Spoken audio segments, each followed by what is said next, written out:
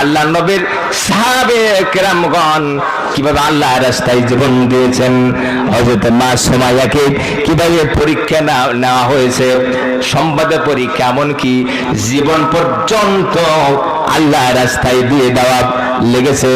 বিনিময়ে আল্লাহ রাব্বুল আলামিন অবশ্যই ওই মুমিন বান্দাদেরকে জান্নাত দান করবেন, বলেন সুবহানাল্লাহ।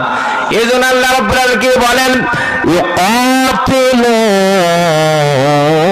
ফি সাবিলিল্লাহ।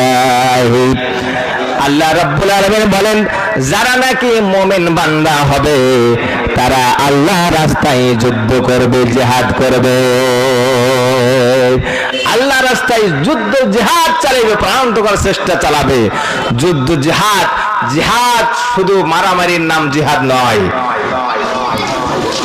আল্লাহর জমিনে আল্লাহর দ্বীন কায়েমের জন্য ইসলামী হুকুমত সমাজে প্রতিষ্ঠিত নয়, এটা প্রতিষ্ঠিত করার লক্ষ্যে প্রাণান্তকর আপনি চেষ্টা চালাচ্ছেন, মানুষের দ্বারে দ্বারে দাওয়াতি কাজ করছেন, কোরআনের দাওয়াত নিয়ে বাড়িতে বাড়িতে মানুষের কাছে পৌঁছাচ্ছেন ইসলামী হুকুমত কায়েমের উদ্দেশ্যে।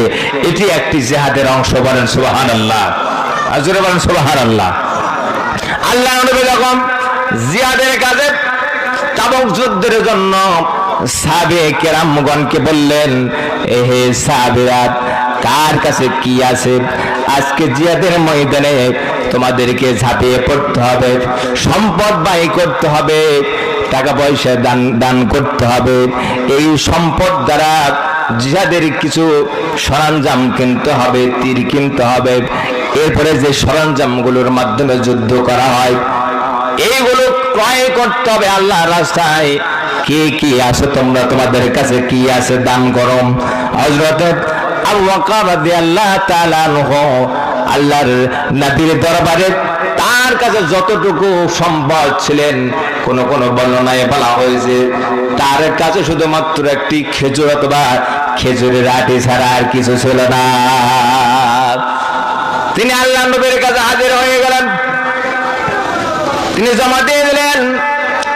এরপরে হযরত ওমর রাদিয়াল্লাহু তাআলা আনহু আল্লাহর নবীর কাছে সম্পদ হাজির করে তার যে সম্পদ ছিল অর্ধেক সম্পদ আল্লাহর নবীর কাছে দান করে দিলেন, বলেন সুবহানাল্লাহ। এরপরে হযরত ওসমান রাদিয়াল্লাহু তাআলা আনহু তার সম্পদের 3 ভাগের 1 ভাগ দান করলেন। হযরতে ওমর রাদিয়াল্লাহু তাআলা আনহু 3 ভাগের 1 ভাগ দান করলেন। হযরত আলী 4 ভাগের 1 ভাগ সম্পদ আল্লাহর